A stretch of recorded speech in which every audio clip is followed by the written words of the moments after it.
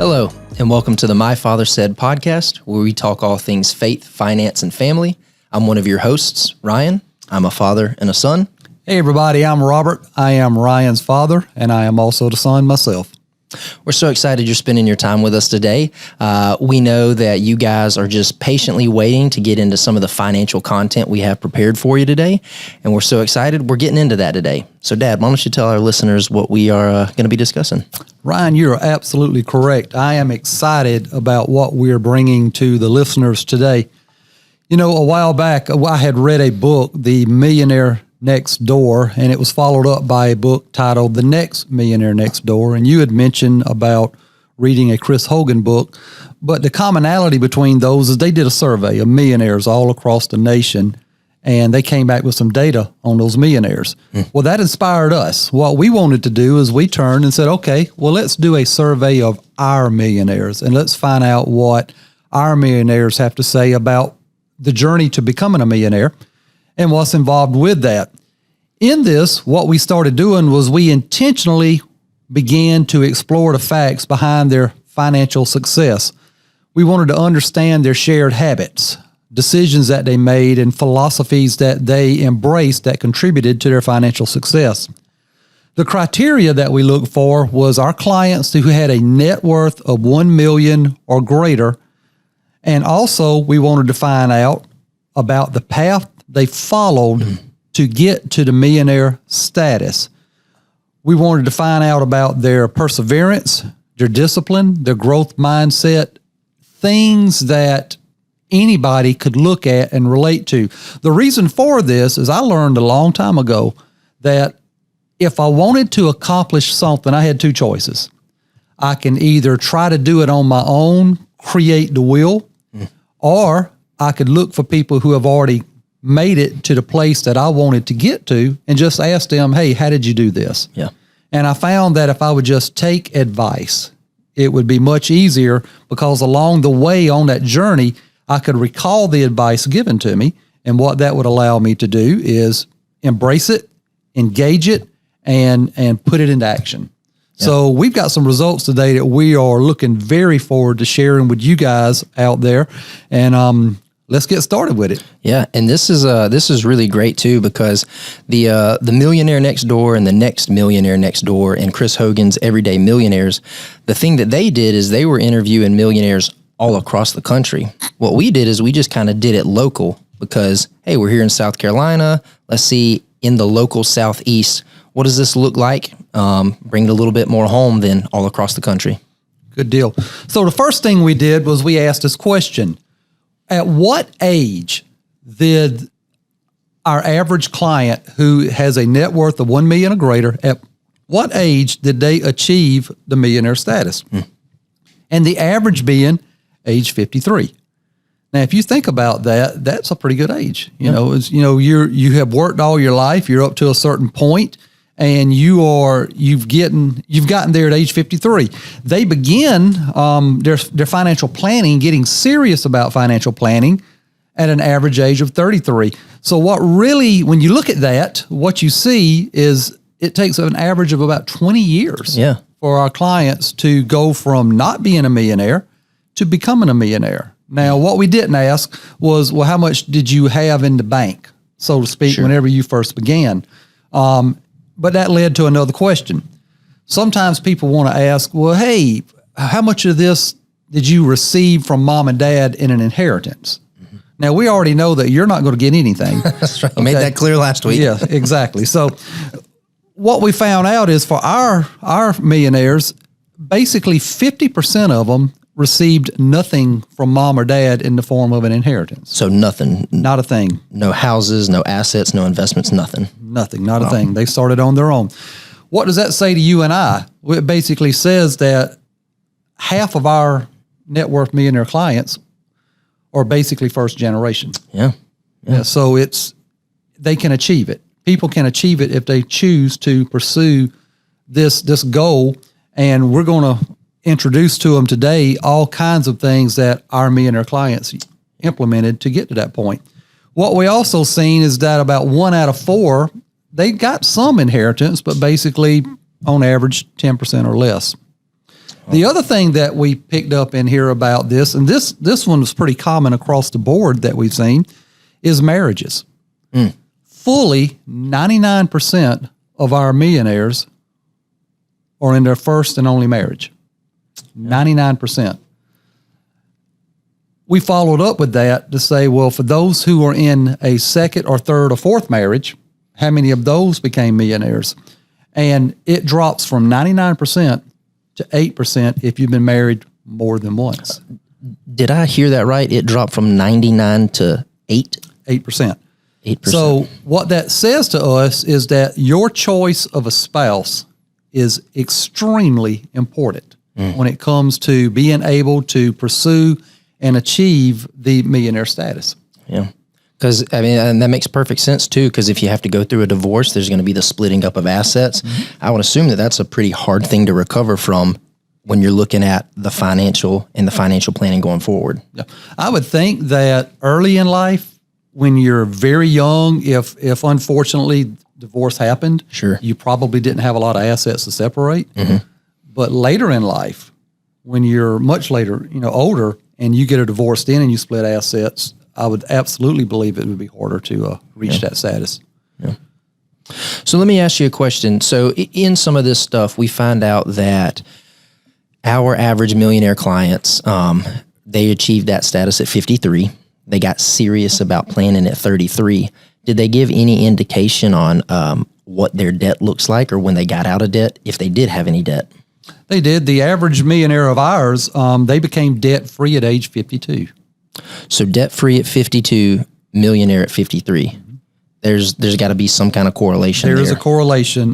We'll find out a little bit later with some of the questions that we had them answer, that eliminating debt was just as important as being intentional about an investment strategy. Wow. Yeah.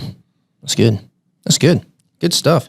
Some of the other stuff that we found in the survey was, how do they spend their money? What are they spending their money on, millionaires? And some of the big ticket items that we wanted to look at were specifically houses and cars. Because let's be honest, for the most part, that's kind of the big ticket items that our average clients and individuals that we work with are dealing with. And so one of the things that we found were 66% of the millionaires that we work with, they only buy a used vehicle every 10 years. And then the other 33% said that they would buy a vehicle every 5 years. So they're not going out, every single year buying new vehicles. This is something that they are taking years in advance, probably saving up money before they go and purchase those vehicles. That's exactly right. So what Ryan just said, if I understood it correctly, if you want to spot a millionaire while riding down the highway, look for the cars with a fender that's held by a bungee cord. Glasses, the windows are busted out. They have 3 sets of tires on one car, and the paint is chipped all to pieces. And that, I promise you, will be a millionaire versus the person driving next to you in a brand new Tesla who is completely in debt. Yeah. This is what I just heard you say. Yeah, that's it. If you want to be a millionaire, get rid of your car and just go to the junkyard and drive one of those out. No, that's not what we're saying. What we're saying is just the millionaires, the mindset behind that is, why am I going to go sink a lot of money and sink money into it, often into a liability that's only going to go down in value? So a lot of millionaires are driving around in vehicles that are 10 years old, 12 years old. They take care of it, obviously, because if it falls apart, well, then you got to go spend a new vehicle. So a lot of these millionaires that we're working with, they're driving these older Toyotas, they're driving these older Fords, and they're keeping good care of them. They're just not going out and buying new vehicles. So that's what the survey was telling us. You're exactly right. Exactly right. The other thing that we found out was some of their home purchases. 16% of the millionaires we work with, they bought their first house and they have stayed in it throughout the course of their lifetime. 33% said that they have bought 1 or 2 houses. So almost half of all of our millionaire clients have lived in either their very first home or made one move, maybe when their family got a little bit bigger and they outgrew their house, but that's it. And then we see that of our millionaires, only 16% bought 3 or more houses during their lifetime. Absolutely. Absolutely. That just goes to show that stability matters. And that's pretty interesting. That is pretty interesting. When you look at it a little bit deeper, that is pretty interesting how they do that. Now, why is that? What is the implication of I'm not going to spend money on vehicles, I'm not going to spend a lot of money on houses? What is the implication for millionaires? Are they saving money? Are they doing something else with the money that they're not spending on cars and houses? What is this telling us? Well, it's telling me, based on my conversations with our clients, that they have buckets laid out, that they have the home they want. They're not really interested in an appearance, with keeping up with the Joneses or whomever. And frankly, a lot of our millionaire clients don't yet trust the electric automobile. That's great. They don't yet trust it, and that's okay. I'm sure one day the electric automobile is going to become more and more prominent in our nation and in this world. But right now, our millionaires seem to want to stay with the Fords, as you mentioned. As far as the homes are concerned, it seems that our clients are not necessarily interested in having massive homes as much as they are in having access to liquid assets. Yeah, no, that makes great sense, because if you've got a bigger house with a bigger payment, you've got more money tied up. If you've got a smaller house, you've got more access to the cash that you've got coming in. So yeah, no, that's great. So the implication there is if you're spending less on cars and you're spending less on houses, you've got more to put away for your future. That's exactly right. The next point that we looked at really, I think, brings hope to a lot of people who would consider one day achieving this status. And the premise out in the world today is that if you want to be able to reach the status of a millionaire, you have to own a business. Sure. You got to be a business owner. But our survey doesn't say that.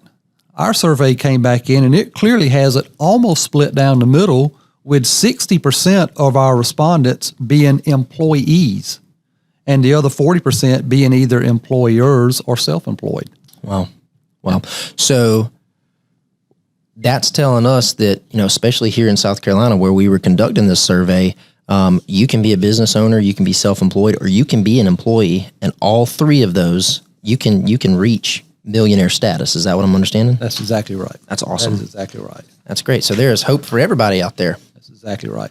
Now, Ryan, this next part of the survey is the part that I really think the gold lies in. Okay. This is information. We took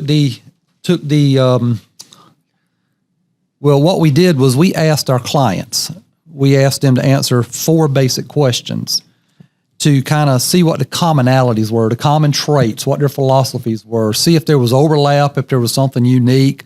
What was it that they embraced? What did they engage that led them down the path of achieving the wealth that they have today? And we got different answers, but the answers were very, very similar, and they overlapped in many places.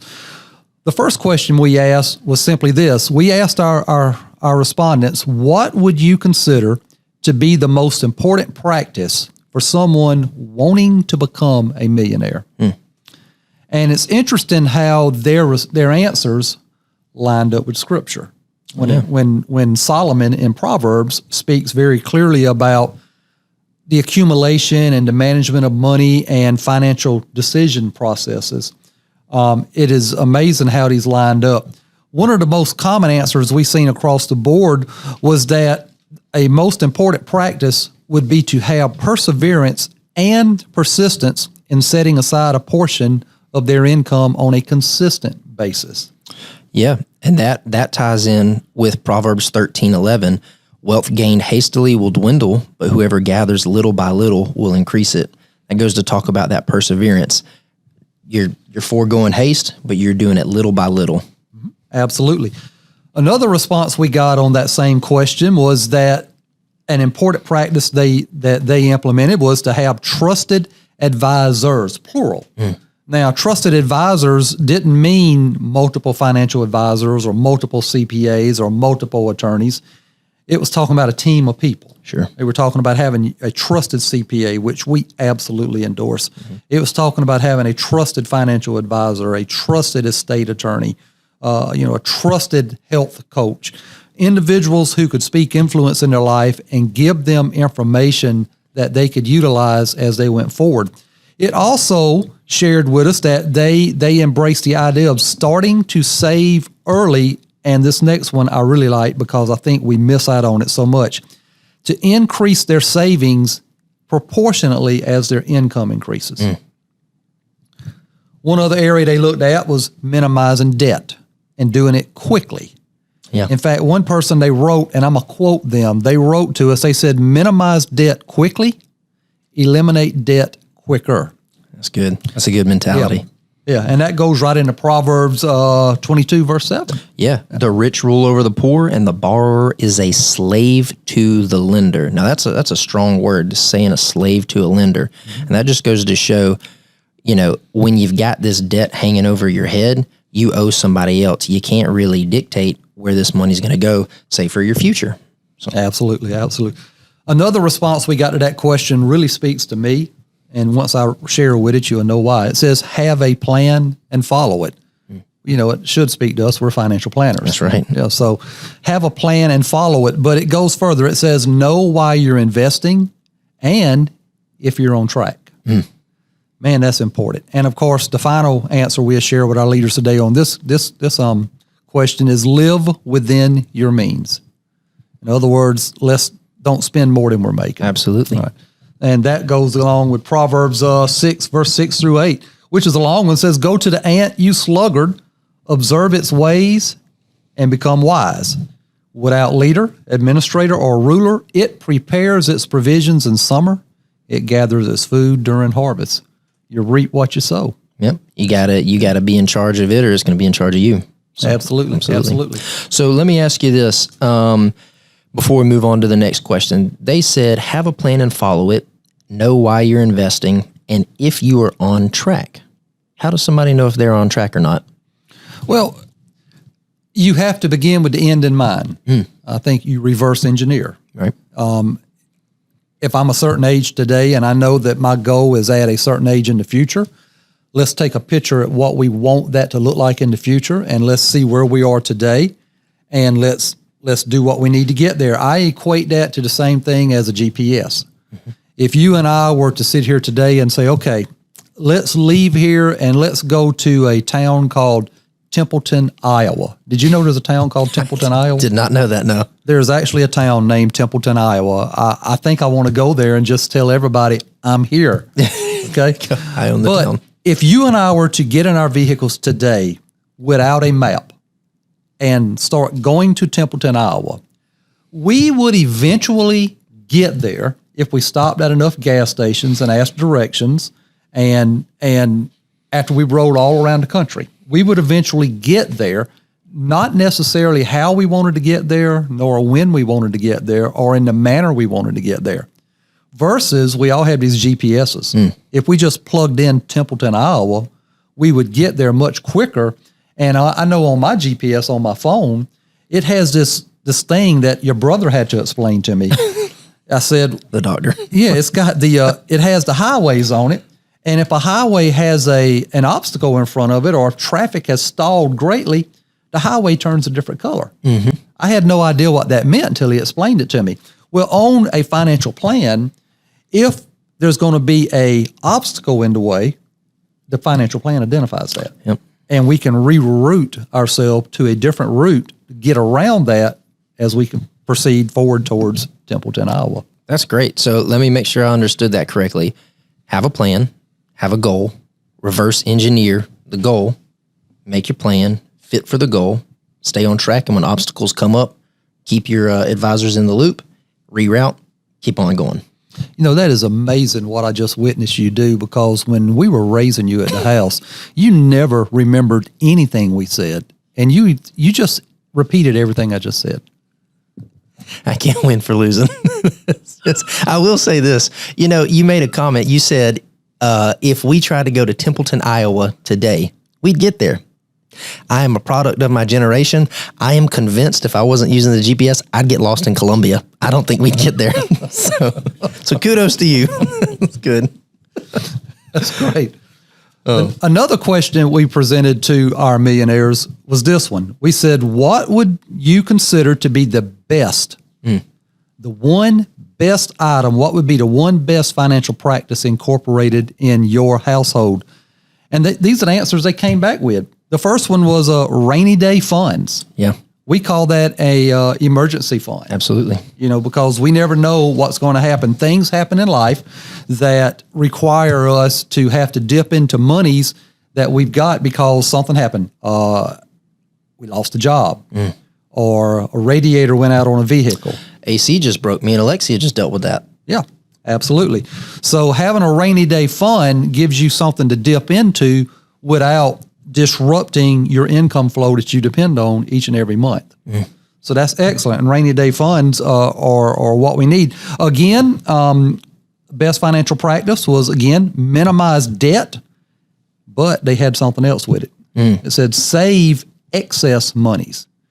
Now, people might say, well, gosh, I don't have excess monies. Everything I've got is being spent on the items.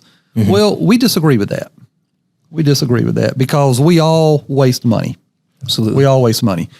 It's when we identify what we're wasting the money on, then we can make conscious decisions. Well, how much of my money do I really want to waste versus how much of this will I commit to saving the excess money?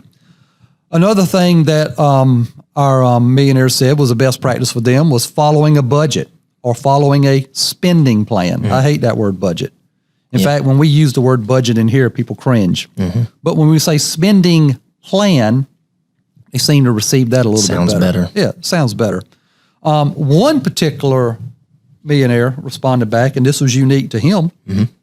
He said, live on one spouse's paycheck. Meaning that two spouses are working, but bills and everything else, we're going to live off of this. Yeah. We're going to use the spouses to pay off debt, save income. Whatever it might be. Yeah. And of course, if you own a credit card, pay it off in full each month. Yeah. Don't carry a balance. Because, I mean, you can put money in the market, sure, and try to grow, but it's really hard to outpace a credit card that's, charging you 15% interest, 16% interest, something like that. So that makes all the sense in the world to pay that off. Absolutely. My favorite response, though, the best financial practice incorporated in your household, and this is absolutely my favorite response. One came back and said, live in your house and yard. And I thought that's pretty interesting. Live in your house and yard. And they went on to say, ignore your neighbor's house and yard. Yeah. We have this keeping up with the Joneses mentality in this country. If my neighbor gets a new something, I've got to get a new something similar to it. If my neighbor goes on a trip to Bermuda, I got to go to Jamaica. Yeah. All right. It's their philosophy is just stay in your own yard. Yeah. And Scripture even points about that a little bit more so to even than finance, just the issue of the heart. Proverbs 14:30 says, a sound heart is life to the body, but envy is rottenness to the bone. So if you're envying other people's stuff, that's also going to hurt your finances. But, hey, that's might have an effect on your health as well. So. Absolutely. Absolutely. And you're not happy. You're not happy. If you're not content with your plan, with your journey, if you're not content with it, and you're constantly looking at someone else's journey, it's just going to eat you to the core. You'll never have fun with it. So another question we asked was, what would you consider the worst financial practice you incorporated in your household? Oh, look at that. The very first one is not meeting Robert and Ryan Templeton sooner. That is interesting. I don't think it says exactly that, but he has a point. He has a point. Well, one of the answers we got was choosing the wrong career path. Could you imagine if you're in the wrong career path? What we have found is that we have people who show up here sometimes and they are just not enjoying life. They're not enjoying life at all. I'm going to tell you the story about a client I got named Sam. All right. Now, I'm not going to share Sam's last name. If Sam's listening, he is going to know I'm talking about him. So Sam, when I met him, worked for a large corporation here in the Columbia area. And Sam, he was a 9-to-5 employee. But the craziest thing, that when I met Sam was a licensed pilot. And Sam wasn't flying a plane. And I said to Sam one day, I said, Sam, why aren't you flying an airplane? And he said, I hadn't really thought about that.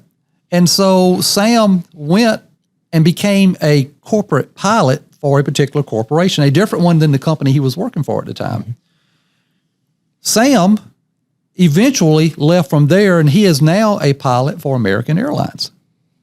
Sam is the happiest son of a gun you ever meet in the world right now. When I compare the Sam that I see today to the Sam that I met 25 years ago, wow. Sam is a completely different individual. And you folks will know who Sam is because I've encouraged Sam so many times to write a children's book. And the title of the children's book is going to be Sam the Pilot. So I'm looking forward to that, but it's interesting about choosing the right career. And I will say this to you as well. Sam's financial position today, because he's doing what he enjoys, has significantly changed versus where he was at when I first met him. Yeah. And a lot of it has to do with what he has chosen for a vocation. Another bad or worse financial habit that was identified was not addressing bad spending habits early. What would be a bad spending habit? Can we elaborate on that? Yeah, I place that as just not knowing where your money's going. Yeah, you make $100, and before the day is gone or the weekend's over with, you've spent $100. Worse yet, you're spending more than you're making. 110, yeah. Yeah, you're getting upside down. In fact, that's one of the answers that we had on here. One of the responses, it said spending before earning. Ooh. I think that's where those payday loan places come into existence because they identified and they found out that there's individuals in the world who just cannot and will not control their spending. So shrewd business people said, hey, let's create a way to make money off of individuals who cannot control their spending. Yeah. Yeah. So that's one thing. Another one they said was the worst financial practice was carrying a credit card balance. Not knowing your financial position, impulse buying. Impulse buying. That's terrible. That's why I think it's good that you work, because if you're working, then you're not somewhere able to do impulse buying. That's right. All right. So that's good. And another one that struck me as being interesting, adult child care. And of course, you asked me when you saw that, you said, what do you think they mean by that? I think what they mean by this is that once you reach adulthood and you're out on your own, mom and dad no longer financially bail you out of your decisions or send large chunks of money your way or whatever that might be. When you make financial decisions that puts you and your household in a bind, you cannot come back to mom and dad and say, hey, I've made bad decisions. I'm in a bind. Can you bail us out? The answer is no. So you mean to tell me that's what I mean. That's exactly what I mean. If me and Alexia and Hazel and the baby-to-be wanted to move back home, you would turn a cold shoulder on us? Hazel and the baby-to-be could come. Me and Alexia hit the road. We'd make our way to Templeton, Iowa and get lost in nieces. Yeah, goodbye. Exactly. One of the other things that popped up there was, what would you consider the worst financial practice? They highlighted not having an emergency fund. Well, in our very first question, they said, what was the most important question? And they said, have a rainy day fund. So they can kind of equate that. The best decision I made, one of the best decisions was having an emergency fund. One of the worst decisions I made was not having an emergency fund. Exactly. So it's cool how some of these tie in together. Yes, the value to that. The final question we asked our millionaires was this one. And it's one that we all, as we get older in life and we start reflecting on the days that have gone by, man, if I could have gone back and if I could have changed something. So we presented the question, if you could go back in time and have a conversation with your younger self, what words of wisdom would you tell yourself as you begin this journey to millionaire status? And these are the responses we got. Save early. Seek and follow wise counsel. So good. Yeah. Proverbs 12:15 speaks directly to that. The way of a fool is right in his own eyes, but he who heeds counsel is wise. Yeah. Over and over and again, Scripture encourages us to seek counsel of wise individuals. Wise individuals are individuals who are trained, proficient, experts in the field that the question being presented is involved in. I would never, ever go and ask someone who was the milk delivery truck driver man. I wouldn't ask him a thing about foot surgery. That makes no sense in the world. Take it even further. I wouldn't ask my general practitioner about heart issues.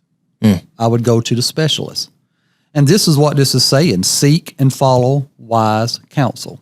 Yeah, that's neat. There's no word in Scripture that was put there by accident. Like, it doesn't say seek counsel. It says seek wise counsel, somebody who knows what's going on.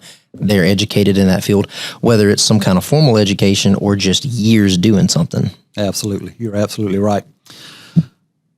Another thing that they would go back and tell themselves in a younger day, it says, do the 401k and get all of the match. Yep. You would think Roger answered that. That's right. But that's an answer that we got. Another one, stay away from credit cards. Yeah, that's a good one.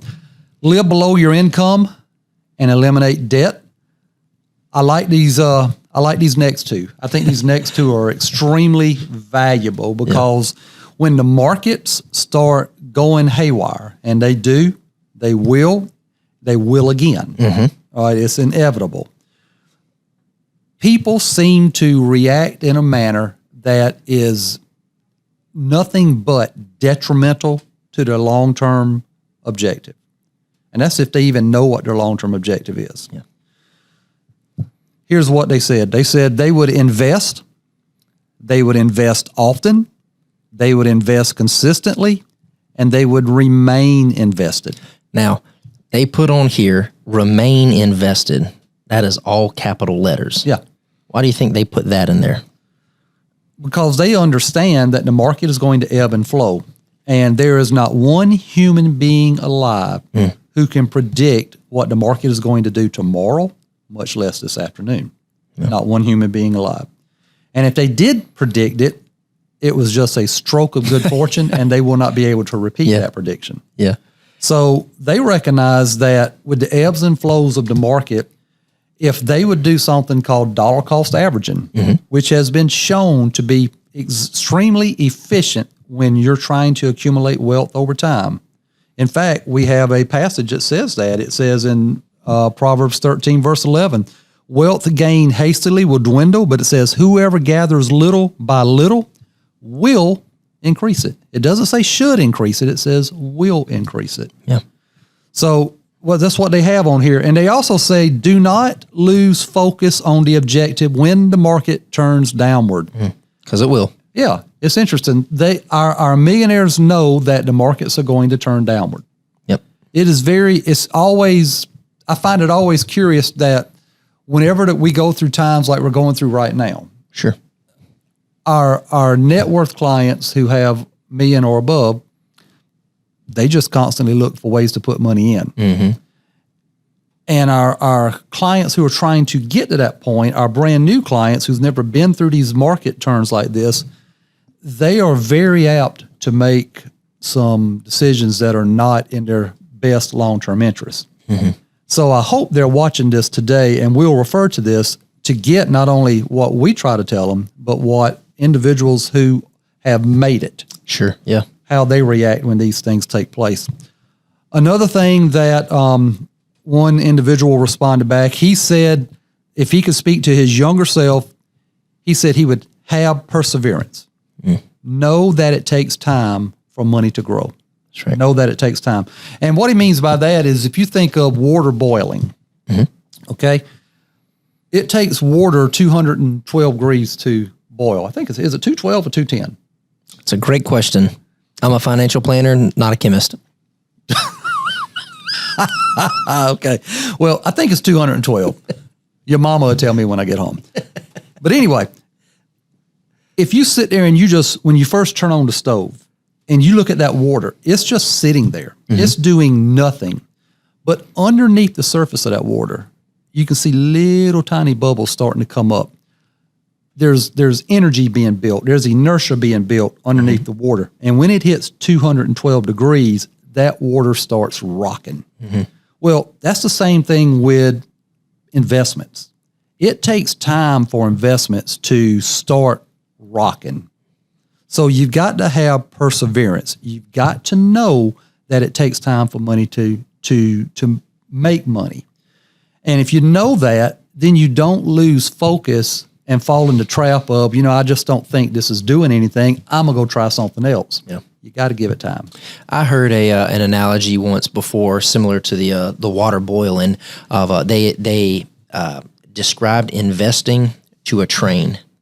At first, when a train starts going down the tracks, it is very, very slow. It's got to build up that energy, that inertia that you were saying. Mm-hmm. It's got to build that up. But once it gets going, it is extremely hard to stop a train or knock a train off its path. It's the same thing with investing. If you consistently put money in and you consistently stick with a plan, it's going to be slow at first, but at some point, it's going to be rocking and rolling, as you said. It's going to be very hard to stop or derail your plan, even when the market's up and down. That's exactly right. So that's the results of the survey that we sent out this past year. And what we're hoping is that our listeners can embrace some of this information, put it into practice, review it, consider it, and look at it from this aspect. This is local people in this area. Yeah. So it's not wealthy Hollywood's people like that over in California. It's not them. It's not New York Bull Street people. This is middle America. This is rural America. These are practices that everybody can put into place to get on that journey and have success in it. So, how can our listeners who aren't high net worth individuals today, how can they apply these insights to their own financial planning? Recognize that the individuals that we got this information from have made the journey. Mm-hmm. They have arrived at where they're at, and they were gracious enough to share with us what they viewed as important, what to practice, what to stay away from. That's right. Anybody in this country can achieve financial success. They've just got to commit to it. They've got to be focused, and they've got to not allow anyone to get them off that path. Including themselves, especially 9 times out of 10, I talk myself out of it, right? Especially themselves. And that pretty much wraps up our survey. That is it. Before we get off, I've got one question, and I didn't prepare the old man for it. So we talked about faith and we talked about finance, but we didn't talk about family. So, Dad, let me ask you, thinking back on your years, what would you say is the single greatest piece of advice your dad ever gave you? The single greatest piece of advice that Dad ever gave me, well, it has nothing to do with money. Okay. Has not a thing to do with money, has not a thing to do with faith, has not a thing to do with finance. It is when I got my driver's license. Don't go in the other lane. Don't go in oncoming traffic. Well, that's good advice. That's pretty good advice, Dad. That's good advice, but that's not what he gave me. So the best advice I would think that Dad gave me, he said, because we lived in a small community, basically, with everybody knew everybody. Mm-hmm. And the problem with everybody knowing everybody is everybody likes to talk about you to everybody. Mm-hmm. That's one of the problems about being in a small community. Well, Dad said, when I got my license, he said, I'm, speaking of himself, he said, I'm going to hear a lot of things about what you're doing in the car. He said, I'm going to believe none of what I hear and only half of what I say or what I see.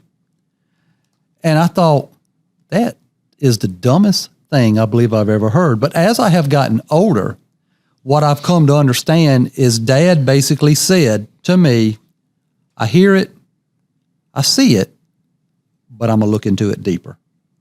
And I would encourage everybody who's listening today to look into this deeper, how our millionaires made their journey.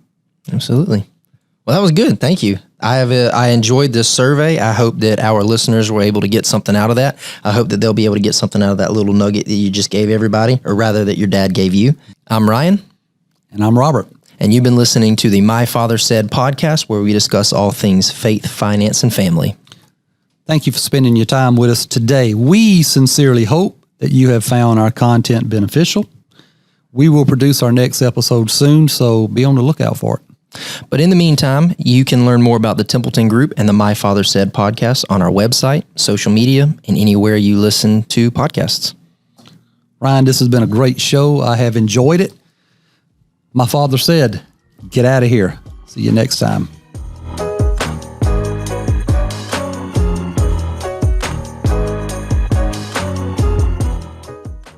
The opinions voiced in this video are for general information only and are not specific advice or recommendations for any individual. All performance reference is historical and is no guarantee of future results. All indices are unmanaged and may not be invested into directly. Economic forecasts set forth may not develop as predicted, and there can be no guarantee that strategies promoted will be successful.